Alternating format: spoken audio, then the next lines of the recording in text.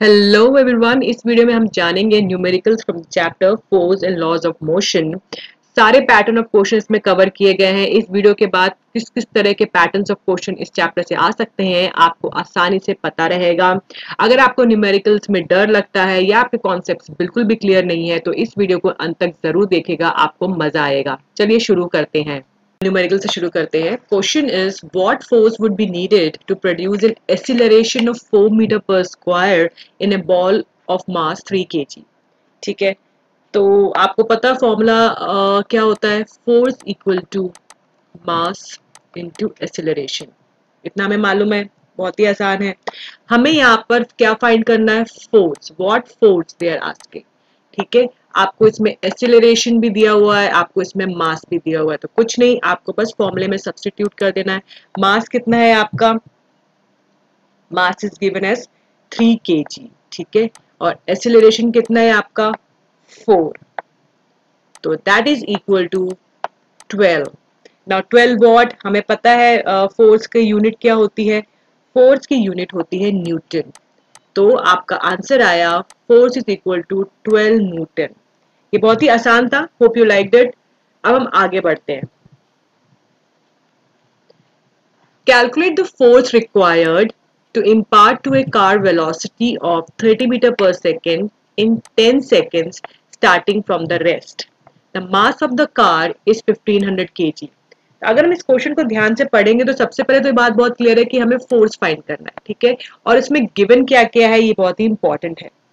सबसे पहले इसमें वेलोसिटी दी है 30 metre per second square, time दिया है 10 second and it is starting from the rest. Rest मतलब ये स्टेशनरी थी, खड़ी हुई थी, तो मतलब कि इसकी इनिशियल वेलोसिटी, मतलब कि आगे अगर आपने फॉर्मूला देखा होगा, आपको पता है जनरली फॉर्मूला होता है, उसमें एक फाइनल वेलोसिटी होती है, एक इनिशियल वेलोसिटी। तो इनिशियल वेलोसिटी जनरली यू से होती है, तो ये यू हो गया। ठीक है, ये आपका जीरो है, ये आपकी final velocity that is V हो गई, ये आपका टाइम हो गया, और mass is already given as 1500 kg। ठीक है, इतना सब दिया हुआ है। तो हमें पता है हमें फाइंड क्या करना है। सबसे पहले आपको फाइंड करना है यहाँ पर एक्सीलरेशन, क्योंकि फोर्स फाइंड करने का हमें फॉर्मूला पता है।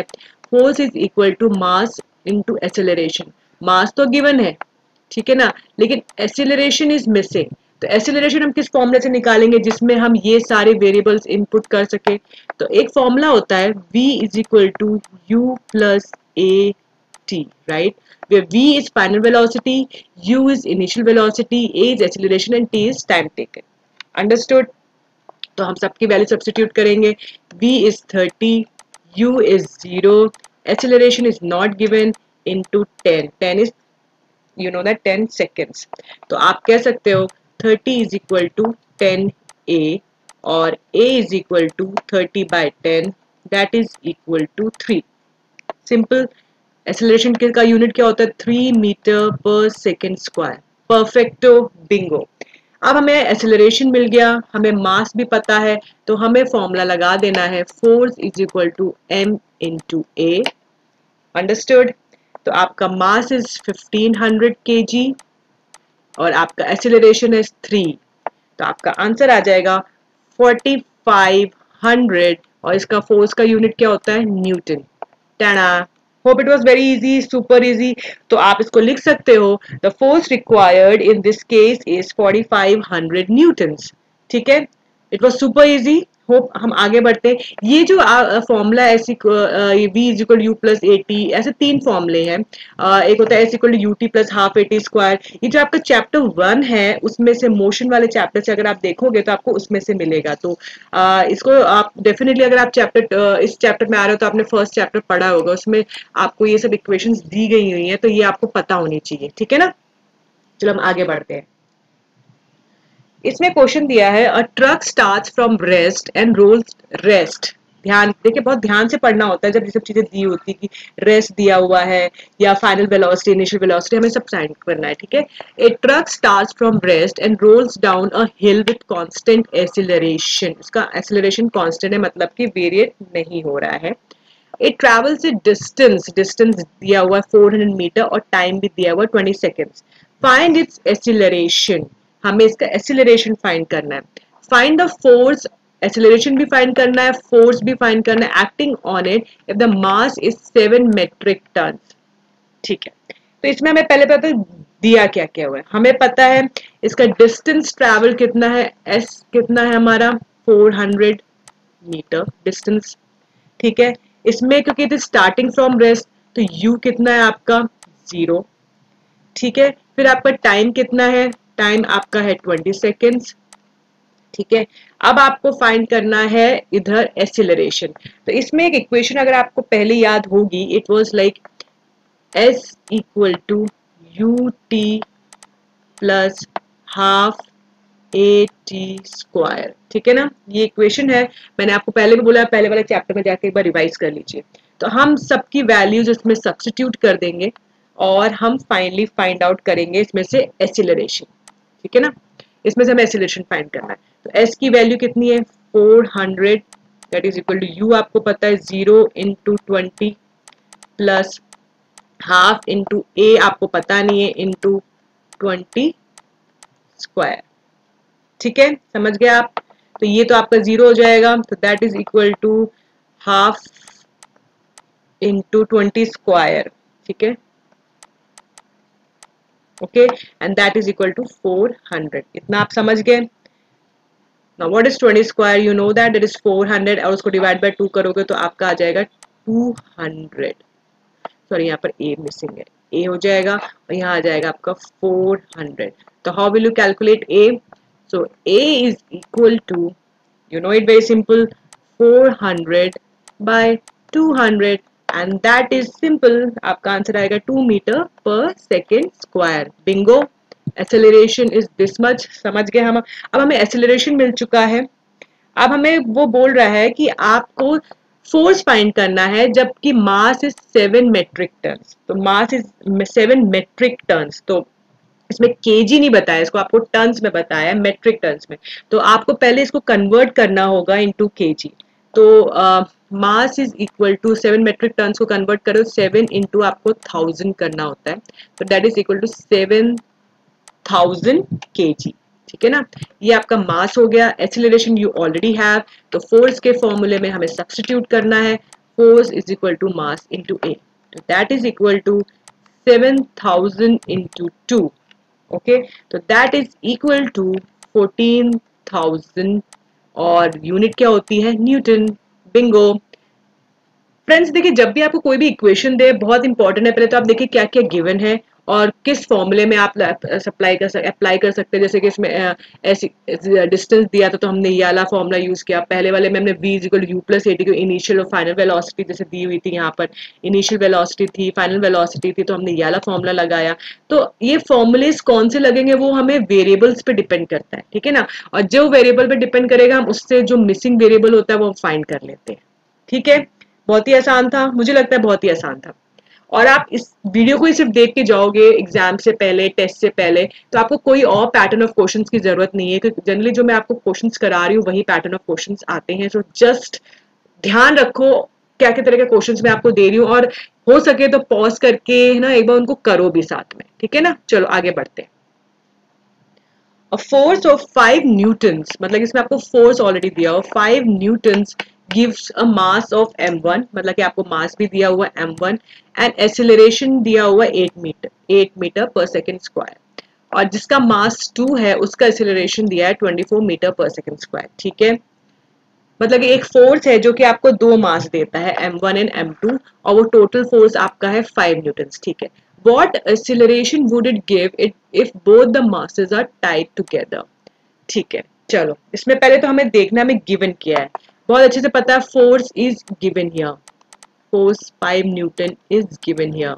ठीक है, यहाँ पर मास, दो मास दिए हैं, mass m1 and mass m2, और हमें एक्सीलरेशन भी दो दिए हुए हैं।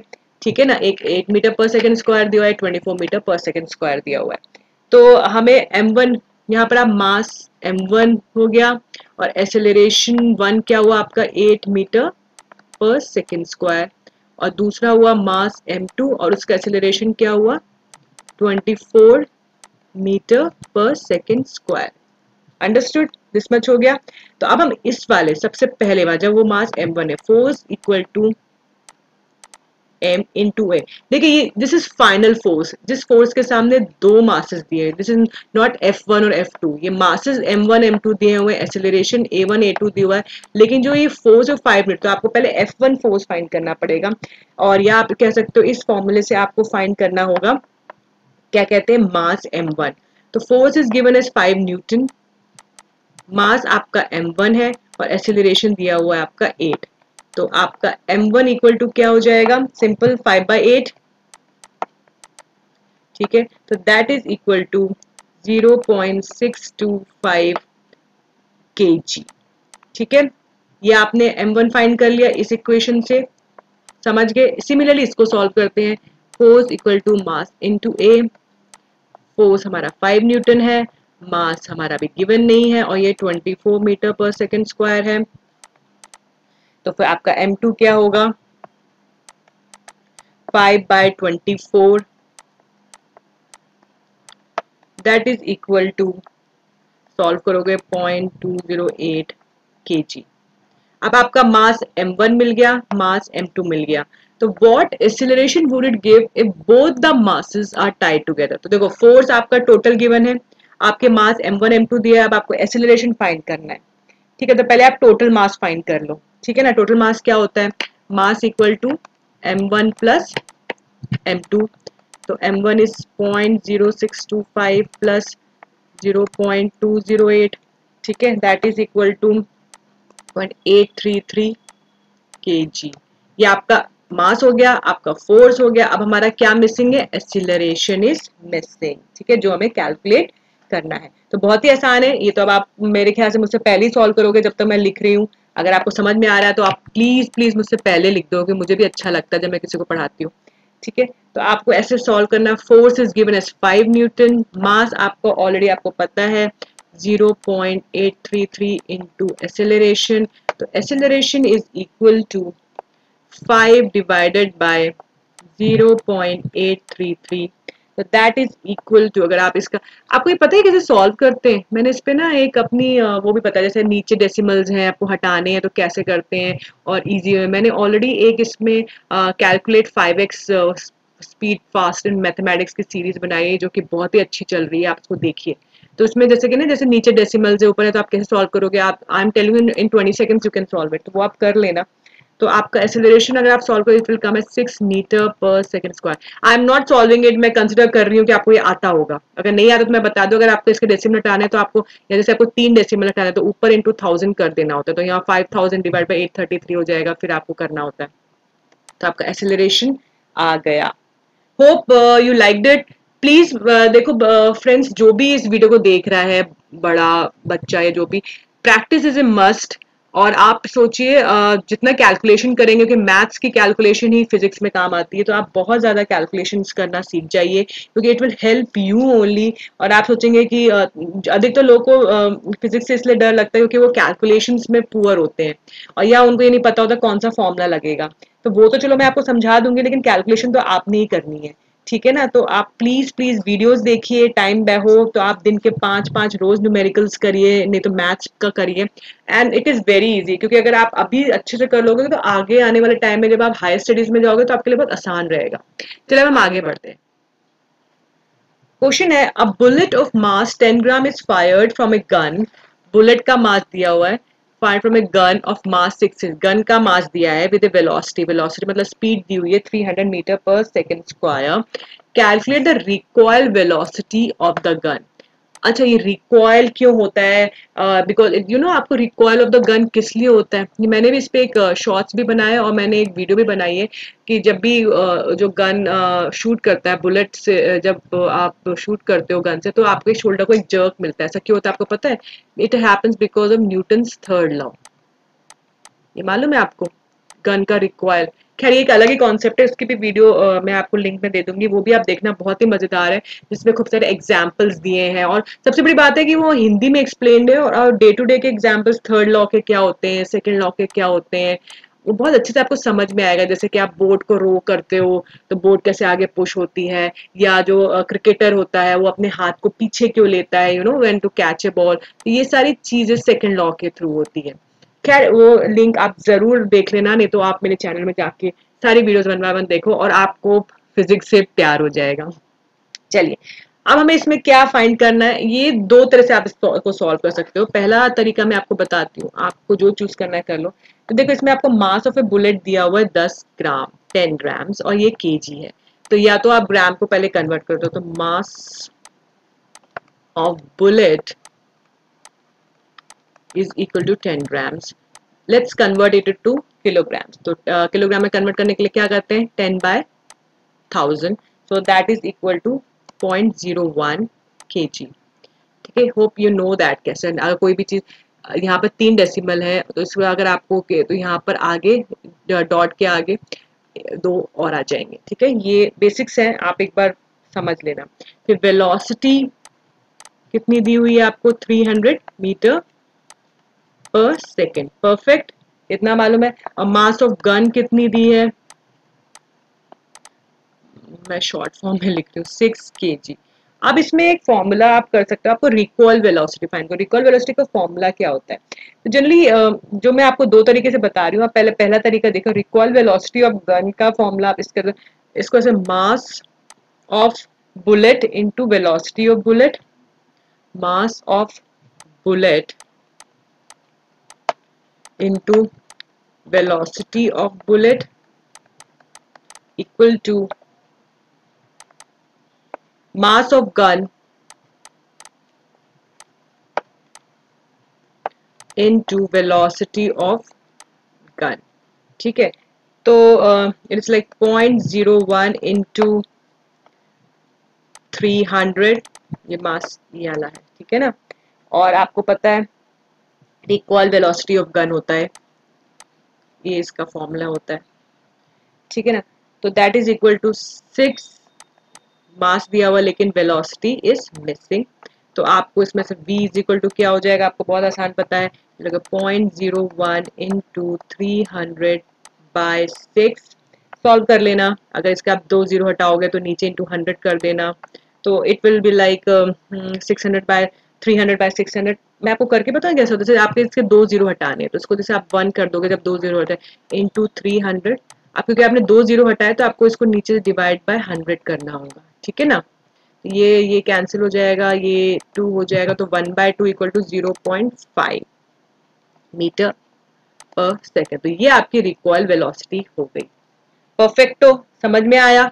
अब जो मैं बोली थी आपको सेकंड सोल्यूशन भी बताती हूँ, इसमें दो वे में इसको सॉल्व कर सकते हो। तो सेकंड वे ये होता है, आपको पता है मास ऑफ बुलेट क्या होती है, mass of bullet is sorry momentum of bullet क्या होता है, momentum is equal to p is equal to m into v, right, momentum is equal to m into v। ठीक है, तो आपको मास ऑफ बुलेट क्या है, 0.01 kg में, ठीक है ना, इंटू 300, तो ये आपका क्या हो जाएगा, विल बी 3 kg पर मीटर पर सेकेंड। ये मोमेंटम है, राइट, आप इसको मास मत समझ लेना, मोमेंटम। ठीक है ना, this is momentum is equal to mass into velocity. Now momentum of gun क्या होती है, this is momentum of bullet है। Now this is momentum of gun, this is momentum, तो that is equal to mass दिया हुआ है आपको 6 और वेलोसिटी में पता नहीं है, तो क्या होगी, लेट्स से v इंटू के जी मीटर पर सेकेंड। ठीक है, समझ गए आप। तो अब आपको पता है according to law of conservation of momentum, mass of bullet is equal to mass of gun. तो this is mass of momentum of जो आपका होता है bullet is equal to momentum of gun, according to which rule, according to conservation law of conservation of momentum. तो this momentum of जो bullet है it is equal to momentum of gun, so you can say the 1 is equal to 2। ठीक है, तो आप इसको substitute कर दो, इसकी वैल्यू आ रही है जैसे 1 की 3 आ रही है, ये हो रही 6 इंटू वी, तो आप कर दोगे v is equal to 3/6 metre per second, that is equal to half, that is equal to 0.5 meter per second, bingo। Friends, numericals are always fun. बहुत सारे मैंने फर्स्ट चैप्टर के भी न्यूमेरिकल्स बनाए हैं। आप सिर्फ इन वीडियोस को देखो कि सारे पैटर्न ऑफ क्वेश्चंस मिलेंगे। प्रैक्टिस मोर करो। आप चाहे चैनल से चैनल इधर इधर मत भटको। बस कोई कहीं भी पढ़ रहे हो, चाहे आप मेरी वीडियो देखो किसी को, आप उनको प्रैक्टिस जरूर करो। और प्लीज कॉन्सेप्ट अच्छे करो और अपनी मैथ्स की स्पीड जरूर बढ़ाओ, बिकॉज स्पीड इज इम्पॉर्टेंट। और दूसरी चीज, फॉर्मूले डिराइव करना सीखो, लर्न करो। और कॉन्सेप्ट्स भी क्लियर होने के लिए आपको पता होना चाहिए ऐसा क्यों होता है। तो आप मेरी वीडियो देख सकते हो या आप कोई भी चैनल देखते हो आप देख सकते हो। ये तीनों चीजें होनी बहुत जरूरी है, तभी you will start liking what you are studying. Hope you like this video. Till then, bye bye, take care.